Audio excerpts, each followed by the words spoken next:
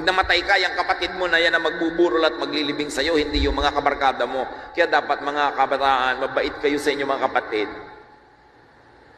Hindi yung pinakapangit na asal, pinakamagaspang na behavior, inilalabas nyo sa sarili nyong magulang at anak o kaya ay kapatid. Tapos ang pino-pino, ang nice-nice mo sa mga tagalabas. Dapat unahin sa loob. Kayo ang magtutulungan.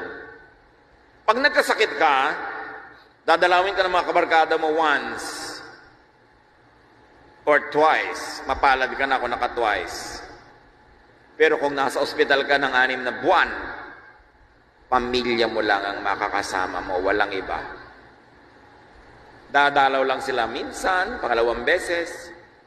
May mga thoughtful na kaibigan, kamag-anak, mag-aabot ng konting sobre, konting ambag sa gastos mo. Pero ang lahat-lahat ng natirang gastos, pamilya mo ang bubuno, maging nice ka sa iyong pamilya. At the end of the day, you will have only each other. Kaya huwag kang magtanim ng negative, magtanim ka ng positive feelings sa mga pamilya mo. Huwag kang magreklamo kung pamilya imperfect. Do what you can to contribute to improve the family.